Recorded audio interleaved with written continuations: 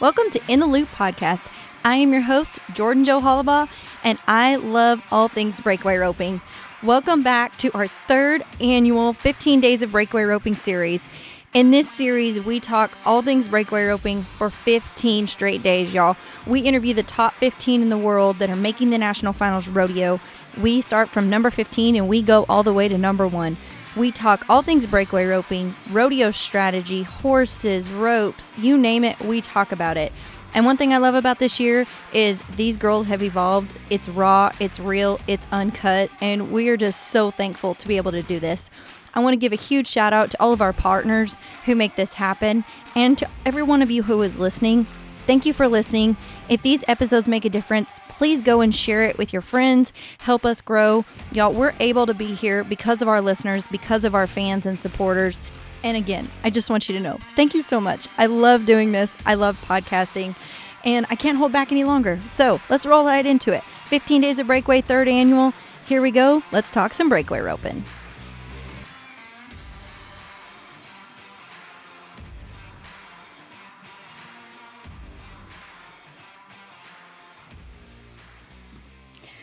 Okay, guys, so today we are here with the one and only Sarah Angelone. She's coming in with, oh, that kind of rhymed. I'm proud of myself.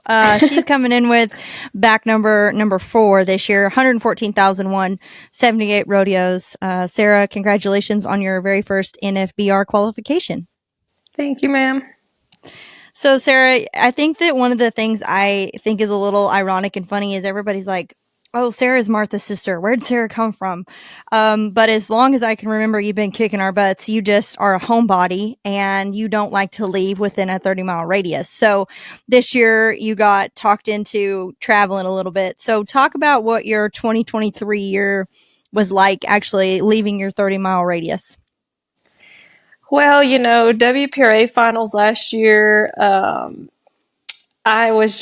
I really entered just so I could get into Fort Worth and Houston and all that. And I luckily ended up winning the average last year. And I was so excited just to be able to rope at Houston and Fort Worth. And then I had won enough money at the WPRA finals. I actually got into San Antonio too. So it was so dang cool, to go to those. And I had no plans of rodeoing until honestly, probably, I would say, but right before Deadwood, maybe even after Deadwood, I went to, like I said, Fort Worth, Houston, San Antonio, Austin, and I had won a good amount of money at all of them. And I was like, dang, I'm kind of high up in the standings. Maybe I should just go enough to make the finals.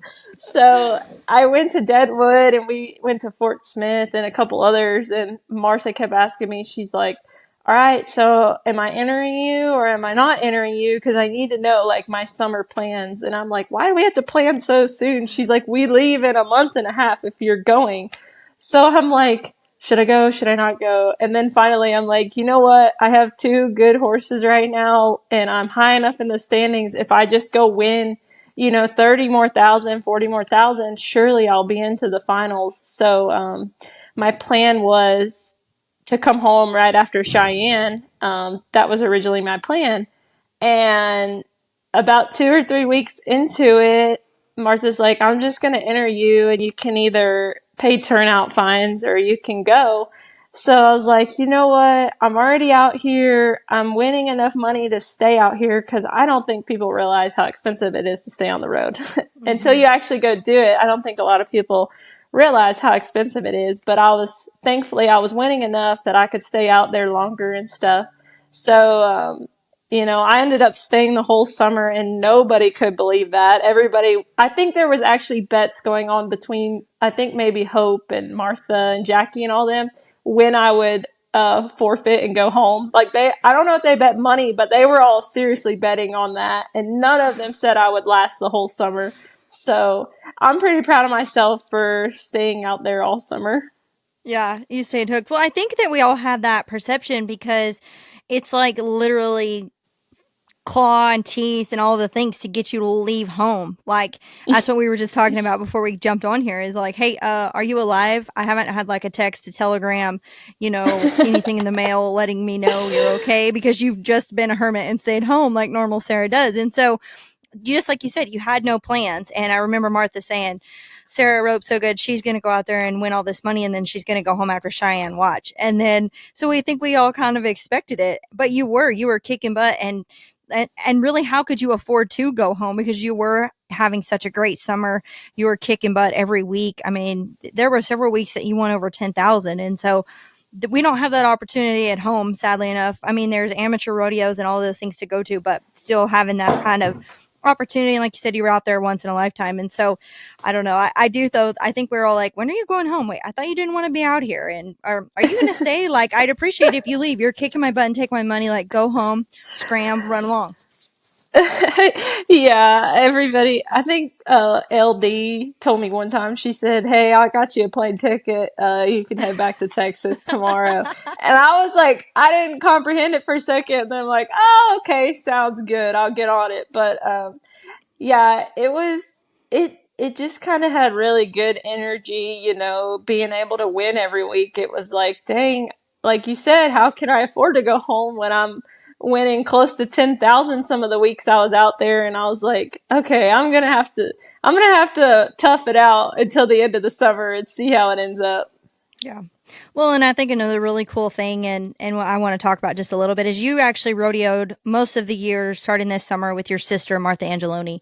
And I just think that that's so neat, not only because you guys were able to do that without killing each other shortly, but also because you guys are the first sisters to ever qualify at the NFR together. Last year, Martha's the champ.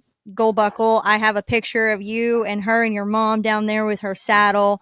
And so it's just a special thing that, coming full circle 2023, you guys are both headed back in there, and you're number 4, she's number 3. So right there all year long, y'all were winning together, rodeoing together and all those things. And Raymond, one of the things we always talk about is you can kind of watch who's in the truck with whomever. And it seems like those two girls, if one's winning, the other's winning.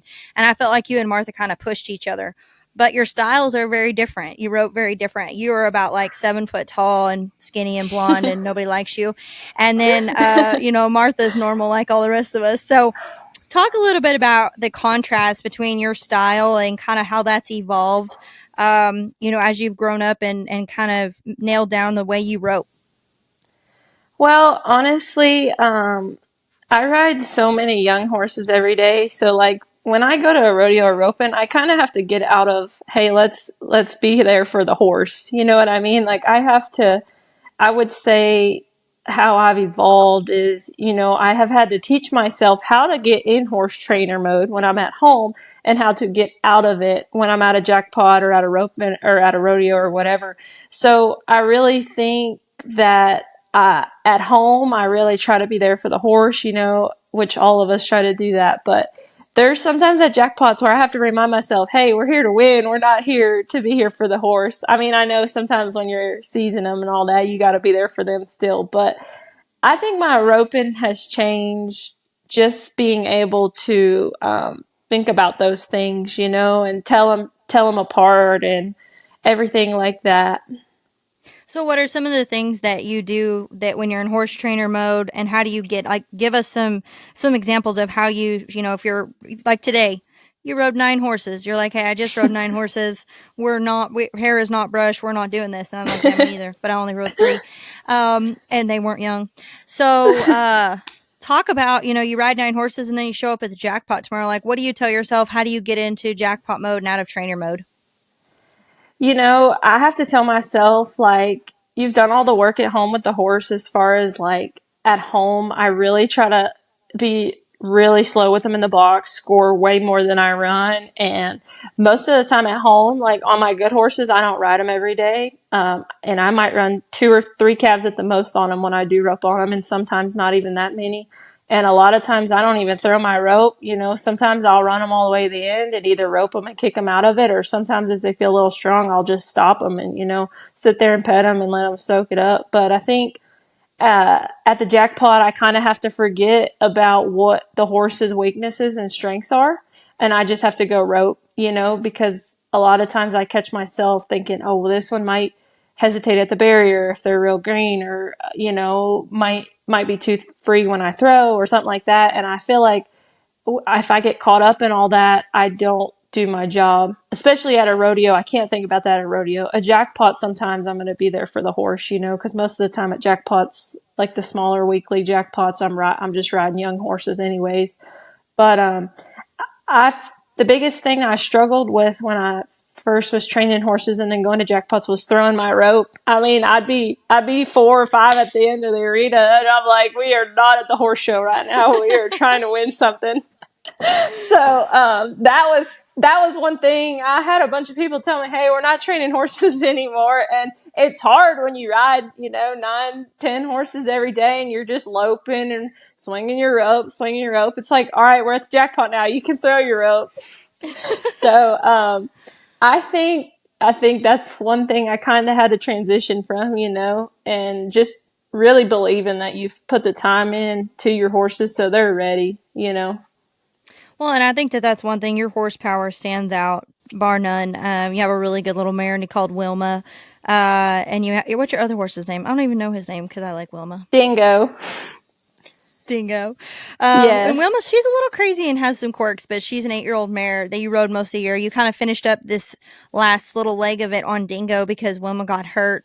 So just, a huge round of applause to you to be able to continue to win on 2 different horses, be able to just get off of one, then get on the other and continue to excel at what we do. So talk a little bit about your style. You have probably have some of the fastest times in several different places. Your favorite run, or my favorite of your runs, I don't know if it's your favorite run, but it's mine. When you were 1-6 at Nampa, man, that run was rank. And I mean, I even have that saved in my videos. I'm like, I want to be able to do what Sarah can do. And you have some of the fastest times throughout the year, but then also you're able to, excel in the different scores and all that. So talk, obviously the horse training has done something right, but talk about, this year rodeoing and some of those times, like when you went out there and you knew it was fast at Nampa, you're trying to be fast. I mean, are you trying to be fast? Are you reacting? What's your game plan in some of those situations? Honestly, Nampa was, I think, the best run I've ever made in my life. Like, it was just, I couldn't believe it happened after it happened. I mean, if you watch the video, I look back and I asked Jackie, did I get out? Because I was like, there's no way I was just 1-6, like, it was just perfect. But, I just, it's reaction for me. After I wrote that calf, I don't remember any of it, obviously, until I watched the video and I'm like, dang, that was such a cool run. But to me, it's like, just like that setup was so fast and you had to be so fast to make it back. It was crazy. So to me, I was just like, I have to be on the barrier, have to throw my rope. It's either going to work or it's not, but it's totally reaction for me. And my horse is she's so honest and so good, like she knows my every move before I even make it. So that always makes it way easier. Well, and I think that that's something we saw, that you were fast, but you were consistent all year long. You went on from there. You had a great week. You won Spanish Fork. You placed in both rounds and the average. You went on to do good, in the Northwest as well. I mean, and you did good before that, obviously, like you talked at the winter rodeos. But it's a consistent fast. As many of you know, infrared light therapy, otherwise known as laser therapy, has completely changed my personal performance as well as my horse's performance. I use Revitavet, developed by science and backed by the top trainers and world-class riders. Revitavet is simply the best. It is the leader of equine preventative maintenance and rehab device. It provides healthy maintenance and rehab of your equine athletes, of yourself, you name it, it does it. I use it on a daily basis. I have seen the results, y'all. I had a shoulder injury that I battled through. Laser therapy brought me through it. I've had several injuries with my horses. Laser therapy has brought them through it. I am a firm believer in this product and in laser therapy. Y'all go check it out for yourselves. Revitavet.com. You can use my code JordanJoe to save 10%. My 3 favorite devices are the Hawk Saver set, the Tendon Saver set, as well as a pole cap. Y'all go check it out. Laser therapy has changed my life, and it can change yours too. Now let's get back to some breakaway roping. Tell me a little bit about the ropes you use. I know that you've used them all year long. We have a cool story you were telling us with Amanda Coleman, but tell me a little bit about those ropes and what kind of ropes you use and why. So I use a Viper 9.0 and a Striker 9.5 or Striker 9.0. I started using a Viper this summer at, we were at Cody Oles roping, and Amanda Coleman threw one in the trash. And I said, "Are you going to throw that away?" And she said, "Yes." And I said, "Well, do you care if I use it?" And she goes, "No, I don't care. I'm done with it." So I was like, "Cool, I got a free rope." Well, I used it that day at the jackpot and won money with it, and then ended up using it starting at Reno and ended up winning like 15,000 with it almost that week. So next time I saw her, I said, "Hey bud, thanks for your rope. It really helped me out." And she's like, "I can't believe you won all that money with that rope." But I've used Strikers my whole life. Strikers it's a 4-strand rope, and the Viper's a 5-strand rope. So I like the Vipers a little lighter than the Strikers, but they feel really good to me. So I plan on using a Viper at the finals, and I'll have some Strikers out there with me just in case I need to use one of those too. I love that because that breaks through all the superstitions of, if a rope doesn't have a catch in it, you're definitely not using it. So I just shout out to all those superstitious people out there. That definitely debunks that myth because you won a lot of money with a rope that hadn't done good for somebody else. So I think that's a pretty cool story. Okay, Sarah, so we talk a little bit about the rodeo road, the things that you love and hate. What is your biggest struggle that you think you've dealt with this year and how you've overcome it? I think there's been actually two struggles that I'm going to point out. One would be, mentally forgetting your last run and moving on. A lot of people talk about having short-term memory, but literally out there, if you don't have short-term memory, it is absolutely miserable. And you will want to go home every 5 seconds if you don't have the run you wanted or whatever. So that was one of my biggest things this summer, is learning that, hey, you're about to get in the truck and drive, whether it's 2 to 15 hours, and you're going to rope at a rodeo that night or the next day. So you just had to let it roll off and let it go. And I know at the beginning of the summer, I kind of had got down, if I didn't have a good run or whatever. And Martha would tell me, she would be like, we're going to run another one tomorrow or even tonight. Like, just get in the truck and drive. Let's go. And that was kind of tough for me at first to kind of realize that. But after I kind of had a better mental game about that, I was like, wow, this is going a lot better because, out there, you can't go practice, you can't go run some, you can't score, you can't do any of that. So you really have to just suck it up and move on.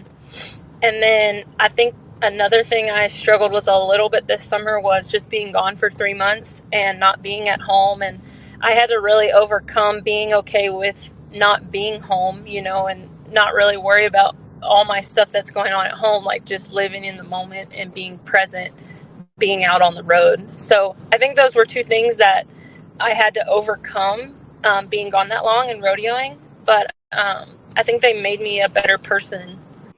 Well, and I think too that it's something that I love how you said it. It made you a better person, but I think too it's something as you grow and you go on these different journeys and different seasons in life. It's like, okay, it really makes you thankful for the things that you really like, and it really makes you intentional about the things you're like, I'm not so sure about that. I really don't like that. So I think I'm going to avoid that the next time around.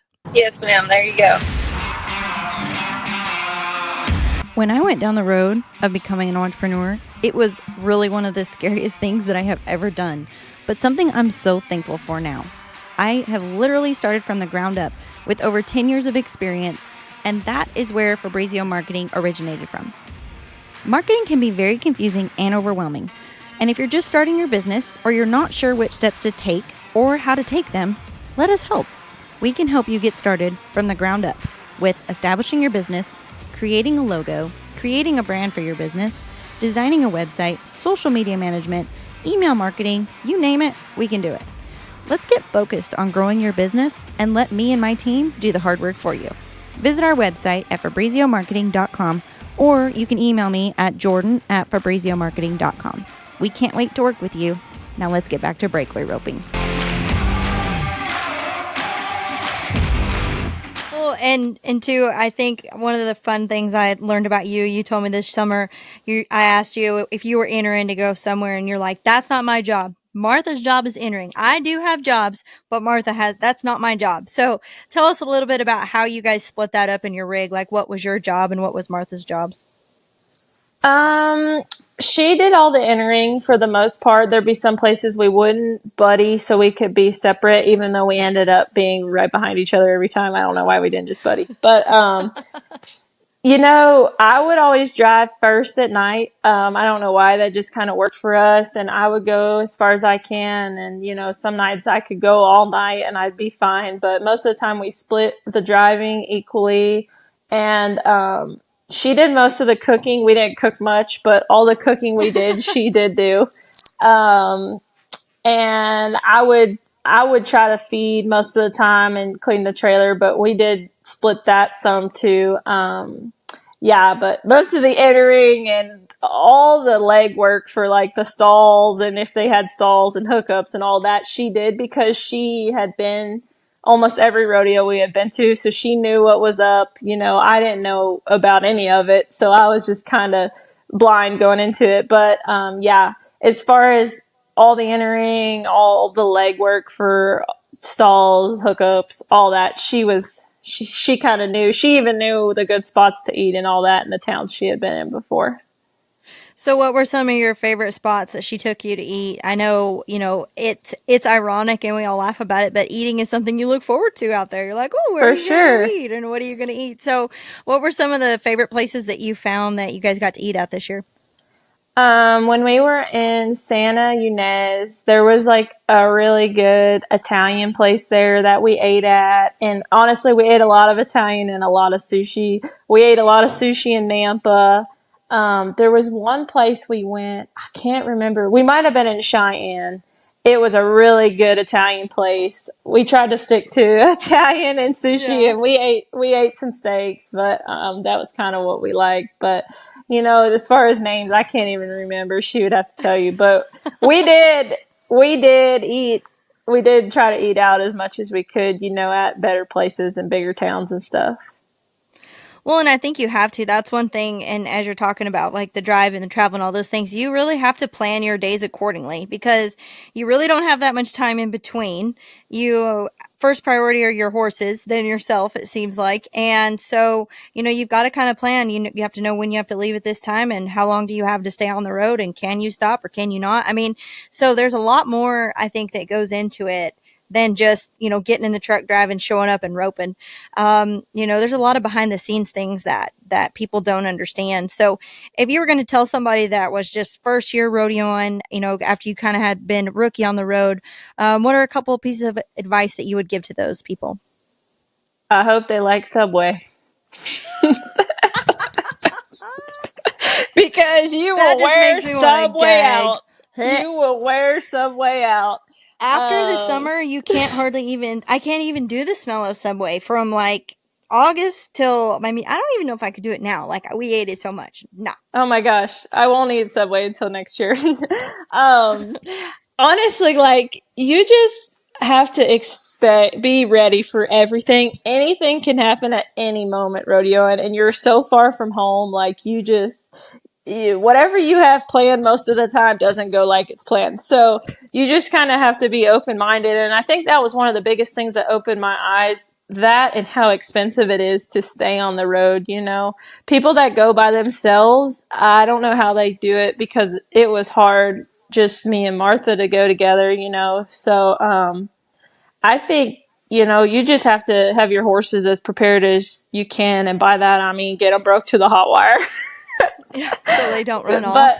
yes, get them broke to the hot wire, get them used to flags and all that crap. And most people that rodeo, their horses are already used to that. But, since I'm always riding something young and dumb, it's funny, but it's not, when flags go by and planes are going by and fireworks on 4th of July, like it's a lot. So I think if you can have your horses as prepared as you possibly can, but even as prepared as you think you are, you get out there and stuff just gets thrown at you and you just have to handle it. Yeah, it's for sure just running on your toes at all times. And like you said, there's really no need to plan. And that's hard for me because I'm a Exactly. planner. I'm like, I want to know where I'm going to be, when I'm going to be, how I'm going to do it. And you can't really make any plans. You've got to be able to roll with the punches out there. But I want to dig a little bit into the financial part of it because I think that that's something that not very many people talk about or kind of acknowledge. Like everybody says, yeah, it's so expensive, but I don't think that there's a true understanding of, no, it's truly that expensive. We left 1st of June and we didn't get back until the end of September. You've hermited and so you haven't been anywhere, but it also starts over October 1st. There's 2 big rodeos. I mean, it really doesn't feel like it's slowed down much because I've stayed out there and I've kept roping, going to the jackpots and all those things. And so it doesn't seem like it's slowed down much. Like, I'm looking forward to December because it's going to slow down a little bit. So Yeah. talk about, highlight some of the things that you didn't really think about, maybe expense wise, whether that's fuel, travel, feed, like talk a little bit about that and share that with everybody.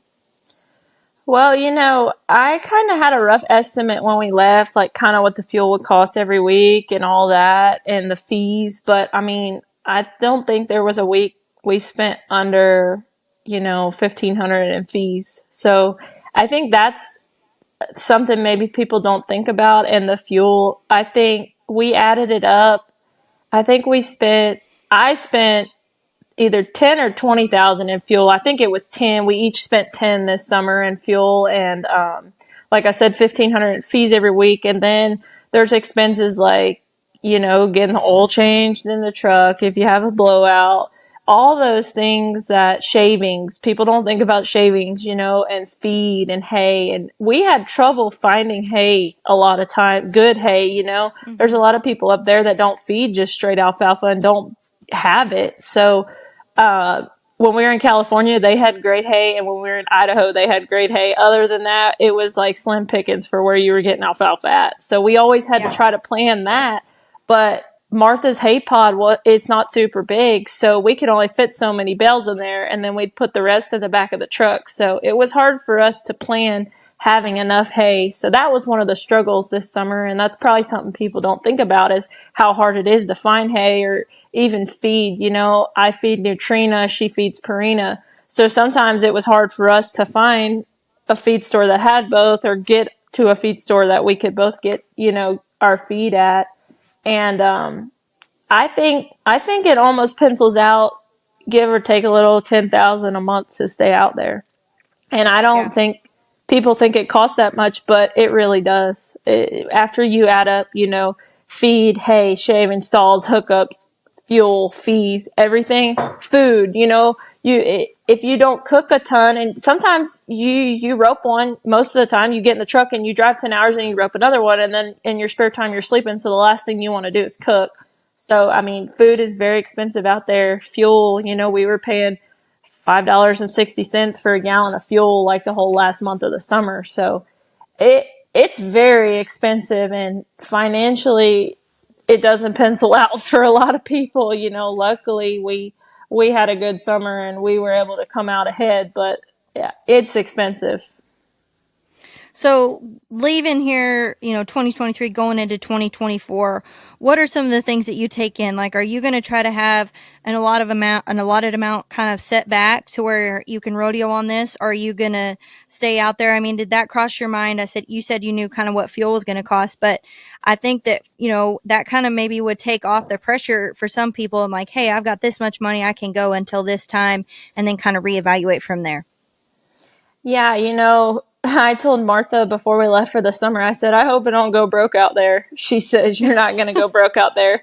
Like, I was so worried because, like, I always like to have a certain amount of money. And when I get below that, especially when you're 25 hours from home, like, it freaks me out because I still have to feed 10, 15 horses at home, and I have to keep things rolling at home too while I'm gone. So it's not just like, oh, I got my 2 best horses with me and that's all I have to feed and take care of. No, I have 10 more horses at home. I have to shoe and vet bills and feed and stuff. So that stressed me out. And that's what I told her before we left. I said, man, I hope I don't go broke out here. And she's like, I don't think you have to worry about that.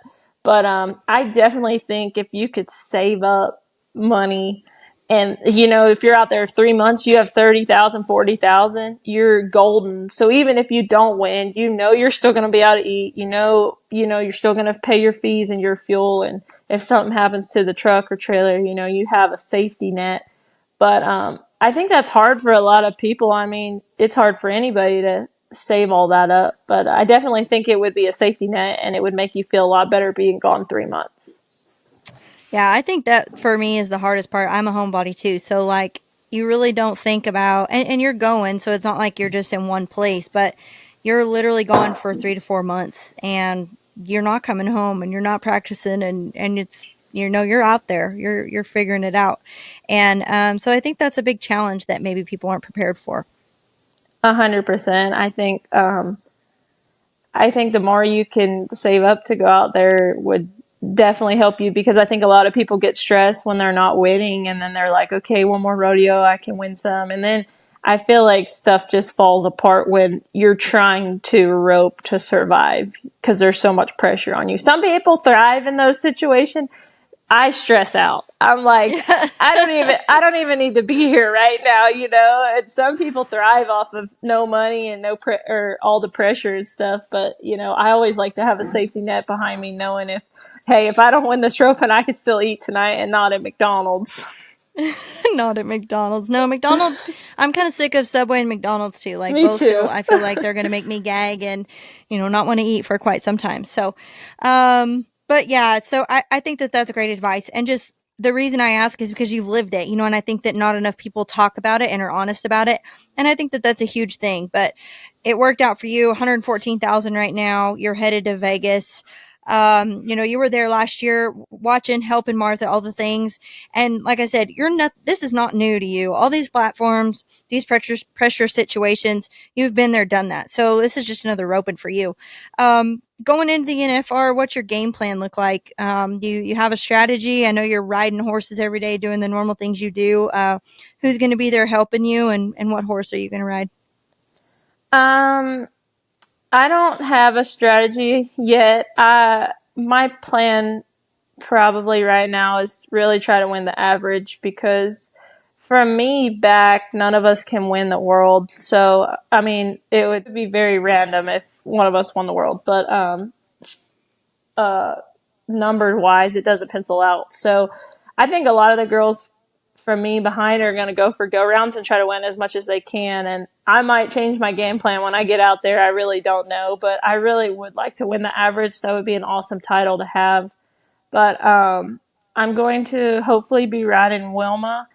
I got to ride her at Sioux Falls, and when I got home, I haven't got to ride her since. You know, she's still got some issues with her leg from being kicked this summer. So hopefully I'll get back on her pretty quick and get her ready for the finals. You know, I've been able to keep her legged up every day, just not run any on her. So I'm really hoping she'll be ready to go by the finals. But if not, I just bought a really cool little horse I trained last week. I bought him back, and I think he's gonna be just as good as her, if not already. So he might make an appearance out there.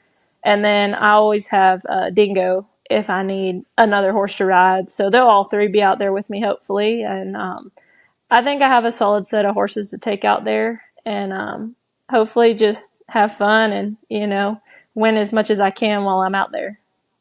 Yeah. Well, and I know, one of your biggest fans and my favorite fan is your mom. I know last year she was out there and she said, I hope next year she had a bubble head for Martha, and they were big bubble heads. Yes. Yeah. And she said, I hope next year I get to bring one for Martha and Sarah. So I know there will be Martha and Sarah heads all over the South Point this year. But talk a little bit about your mom and your support system at home. I know that Tegan, he's always there helping you and doing all the things. So how do you keep it all going when you're out on the road for 3 months?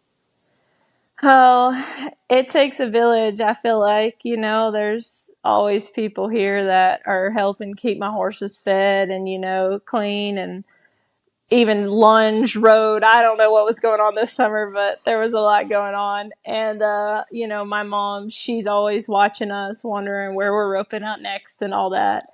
So, she's going to be there, and I know she's going to be so excited. I hope she picks a better picture for my flathead than she did for Martha's flathead last year, because that was terrible.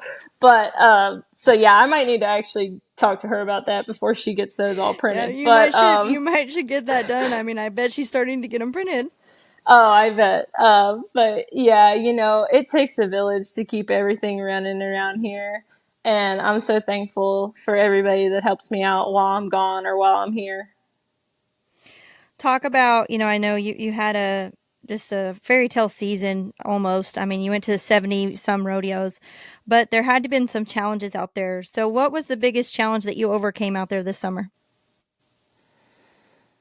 Uh, I would probably have to say when Wilma got kicked and hurt, we had like 3 weeks left, and it was some of the biggest rodeos we were going to go to all year. And that was kind of a big deal for me because I had won so much on her all year. I mean, 90% of the money I won this year was on that horse. So when she got kicked and we were going to Puyallup and, Ellensburg and all those bigger rodeos at the end of the season, I really wanted to finish strong. And I was kind of really nervous about riding Dingo at some of those because he had been hauled plenty and all that, but I had just always, she's been my go-to, and he was kind of my backup, smaller rodeo horse. So I think for me to ride him on those bigger stages, Puyallup's a pretty big rodeo for a horse. So to be able to ride him there and win a little bit, and he was so good for me at all of them, no matter what the setup I threw him at. I think that was probably the biggest challenge I had to overcome this summer. Well, and I think I won't ever forget it, Puyallup. I don't think you did any good on your first one, and your second one went pretty hard left, and you threw it right over the top of his head and snagged that sucker. And I thought, man, that's a heck of a shot. But he let you take it too, and that just goes to show that your horse trusts you and you trust your horse, and you're able to back in there and have the confidence that you do on whatever you've got in your trailer. Exactly. Yeah. I was so long on my first one at Puyallup, and I was like, I gotta make up some time. And he was going left, and I was like, I gotta throw it right here. It's either gonna work or it's not. So Dingo didn't know what was going on, but he let me do it anyways. Oh yeah, he was good. But it's yeah, we're pretty excited about all the things, and it worked out great. You're headed to your first NFR, getting your back number. What are you going to wear to the back number ceremony this year, Sarah? Oh, well, my dress coordinator, Haley Keeney, is supposed to be working on that, but I think we're stressing each other out with that. She's going to go out there with me the whole time, and I'm super excited for her to be out there. And she's kind of like the fashionista. So she sends me dresses every day, and she's freaking out because I haven't bought any yet, but I'm so dang tall. It's hard for me to order something online. So I'm actually going to work on that this week. I'm planning on wearing something red. That's all I'm going to tell you. Something red. Well, I love that. And red Yes. is your favorite color. You've always got your nails painted red, or, maybe they'll play Lady in Red for you. Any, sound people listening. There you go. Something red for Sarah. But yeah, I think that'll be fun. Vegas is always a fun time. You can't go wrong with Haley dressing you. I mean, she stands out in a crowd no matter where she's at. So you're gonna be the talk of town Exactly. for sure, no matter what. I can't wait to see what you're gonna wear. But speaking of Vegas, a little bit of gambling goes on out there. Everybody likes to have a good time, and Pro Fantasy Rodeo has their breakaway games again this year. We talked a little bit earlier. You can pick 5 people on a team. They're paying out 17,000 for the breakaway game, so it's going to be a pretty fun event. A little bit of a side pot. If you were going to pick your breakaway game team, or if you were going to give anybody advice, how would you go about, this top 15 lineup this year obviously is amazing within itself, but, you talked a little bit earlier about how really there's only 2 people that have a chance to win a world title. And so everybody else has a little bit different agenda this year going into Vegas. So talk about how you would pick your team and some of the strategies that would be behind that. How much do we have to spend again? We have 350,000 to spend. Oof.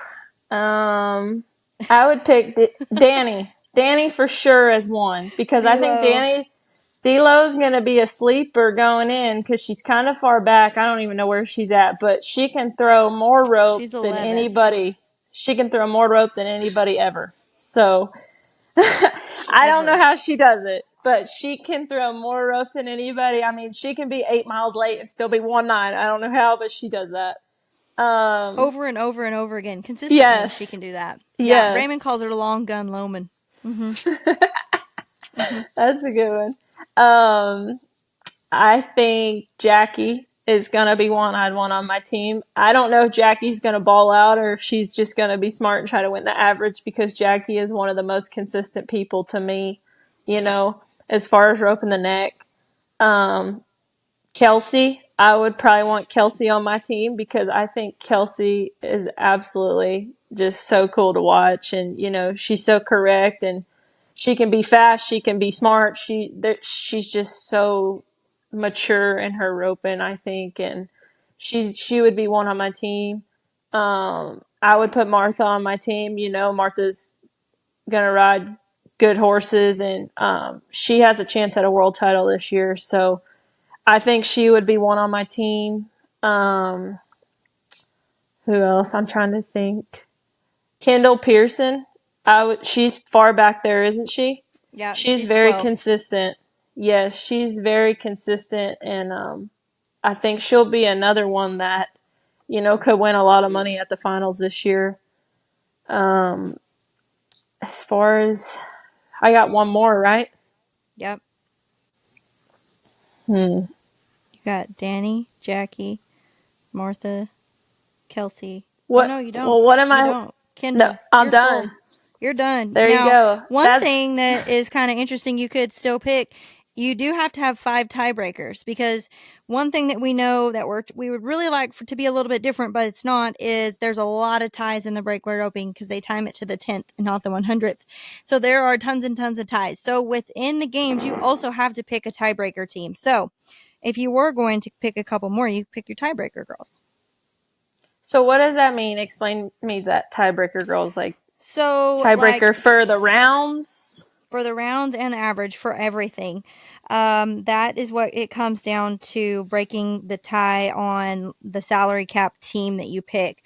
So, like, if you're number one pick, you get 100% of their money won. Your second pick, you get 80% of their money. So it goes down 80, 60, 40, 20. So, like, your tiebreaker, say you pick Martha and she becomes a world's champion and she's your tiebreaker, you get 100% of all the money that she won to put you forward to break your tiebreaker if she's your number one. And then, like, your number two, you only get 80% of what they won, so on and so forth.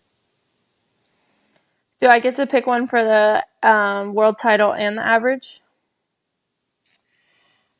Good question. No. Salary cap Just does not apply. You just pick a tiebreaker team. so I have to pick who I think would win the world, I guess, Yes, first. probably. Okay, well I think Martha. That's good. She has had some success in Vegas. I mean, just a little bit. Yeah, just a Mm-hmm. little. And then number two. The thing is nobody else that I pick can win the world, so I don't really know how to do that. Well, I think you have a number one tiebreaker that's pretty good anyway, and you could go through and Yeah. hash it out. I mean, there is quite a bit of strategy behind it, just like we're sitting here thinking through it. I mean, there's so many different variables that could apply, and I think that that's one of the things that makes the game pretty fun because we don't really know what it's going to be like or how it's going to turn out. You just have to hope that you're not in a league that is really going to hold you accountable if you lose, is really the biggest thing. Yes. And like I'm sitting here thinking like, well, who are the top 15? I've been hermit crab so long I don't even know. Seriously, you need to go outside. You need to go to town. You need to get outside of your gate, Sarah. WPRA finals this week and I'll see everybody. Okay. All right. One last question to kind of sum it up for you today. Um, what does your future self say to you today? The future Sarah, what does she look back and say about everything that and all the things that you've done so far and where you're headed? I think my future self would say stop stressing out about the little stuff. And, just live in the moment because I catch myself a lot of times worrying about what's next, what's next, what's next. But if you could just, live for today and be present, I get stressed out about stuff that doesn't even matter. So I feel like my future self would tell my current self to just have fun and enjoy the moment. And, I hope Vegas has a lot of fun because like I said, I don't really have a chance at a world title. So, but to be there and to be in that atmosphere and to have that qualification on your record, that's something that a lot of people would die for, So to have all the opportunities I have and just everything I have right now, I'm so blessed to be here and blessed to, get to go to Vegas in December. Well, and that's true. I mean, yes, everybody at the end of the tunnel, you want to win a gold buckle, right? That's everybody's goal. But they're going to give 10 go round buckles. They're going to give an aggregate buckle. They're going to give back numbers. They're going to give all of the things, your jackets. I mean, so many things that come with the experience. And so just treasure the experience. I know the first time I walked through the arena gates at Globe Life Field when I made it, like, if you don't cry, I'll be surprised, because just the atmosphere of it, and knowing that you've done the work, and you've made it, and you get to back in the box and not at your first one at the NFR. It's pretty sweet and pretty special. So I anticipate you're going to have a lot of fun, and I will see you there. I hope I get to interview you a lot, even though you're taller than me. I just would ask that you squat down just a little bit. Okay. Try not to just show off too much. But congratulations on your first NFR back number qualification, and I look forward to many more. Thanks for coming to the show today. Thank you so much.